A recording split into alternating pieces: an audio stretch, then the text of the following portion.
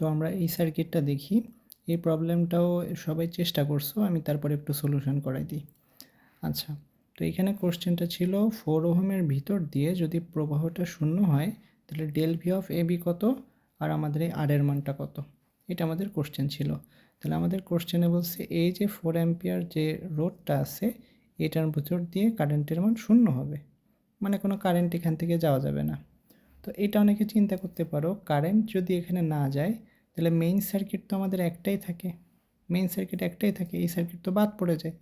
Current যাওয়া না যাওয়া মানে কি, এখানে কারেন্ট ডিভাইডই হবে না, তাহলে মূল সার্কিট তো একটাই থাকে, সবাই শ্রেণীতে থাকে।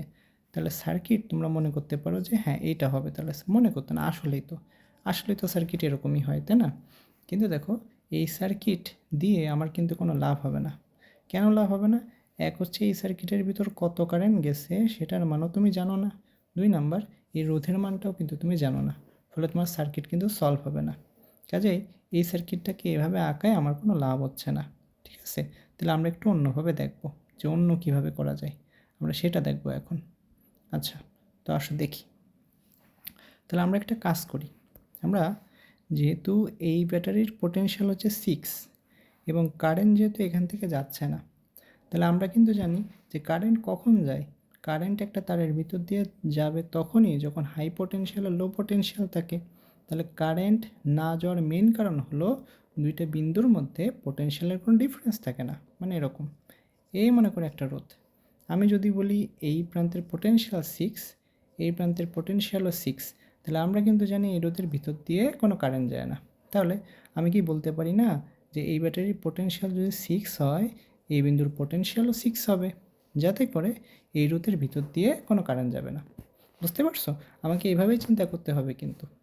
আচ্ছা, তাহলে দেখো এই বি বিন্দুটা এটা যুক্ত আছে ব্যাটারির 9 যে প্রান্ত, পজিটিভ যে 9 প্রান্ত সেটার সাথে। তাহলে বি বিন্দুর পোটেনশিয়ালকে আমি 9 ভোল্ট লিখতে পারি, পারি তো? কারণ এটা তো ব্যাটারির পজিটিভ প্রান্তের সাথে যুক্ত এবং সেই বিন্দুর পোটেনশিয়ালই তো 9 ভোল্ট, তাই না? এটা আমরা লিখতে পারি। ওকে, তাহলে এই বিন্দুর পোটেনশিয়াল 9, এই বিন্দুর পোটেনশিয়াল হচ্ছে 6। তাহলে এইটুকু পোর্শনের মধ্যে যে কারেন্ট যাবে সেটার মান কিন্তু আমরা ইজিলি বের করে ফেলতে পারি। তাহলে এই পোর্শনের মধ্যে কারেন্ট দেখো তো কত আসে, 9 - 6, আর এই পোর্শনটুকুর ভিতরে যে রোধ সেটার মান হচ্ছে 2, তাহলে আসে আমাদের 3/2। ওকে, তাহলে আমরা কিন্তু এইটুকু অংশের মধ্যে কারেন্ট বের করে ফেলতে পারছি 3/2। তাহলে এই কারেন্ট কি আর ডিভাইড হতে পারছে? তোমরা বলবা না কারেন্ট তো ডিভাইড হয় নাই, সেটা তো আমরা শুরুতেই কনসিডার করে নিয়েছি। আচ্ছা, তাহলে এই সম্পূর্ণ কারেন্ট কিন্তু এখানে চলে আসবে, সেই সম্পূর্ণ কারেন্ট এখানে আসবে, সেটা এখানে আসবে, এখানে করে সমগ্র বর্তনীতে ছড়ায় পড়বে। এটা বুঝতে পারছো? এটা সিম্পল জিনিস, যেহেতু কারেন্টের ডিভাইড হওয়ার সুযোগই পাইনি, টোটাল সার্কিট জুড়ে একটাই কারেন্ট থাকবে, সেটার মান হবে 3/2। ওকে, এবার দেখো আমি কিন্তু মেইন কারেন্ট জেনে গেছি, এবার আমি ইজিলি আর এর মান বের করতে পারবো। তো আশা করি তাহলে আই সমান সূত্র ছিল সামেশন অফ ই।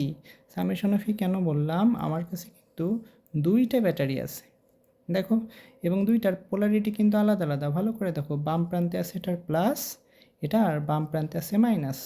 তাহলে আমরা কত লিখব, 9 - 3, আর টোটাল রোধের মান কত, 1 1 এবং হচ্ছে আর, তাহলে কত আসে 2 + আর।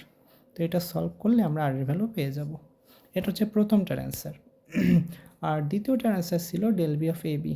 তাহলে আমার মনে হয় এইটা আমার করে দেওয়ার প্রয়োজন নেই, এতক্ষণ আমি সবগুলোই করে দিছি, তোমাদের আশা করি পারা উচিত।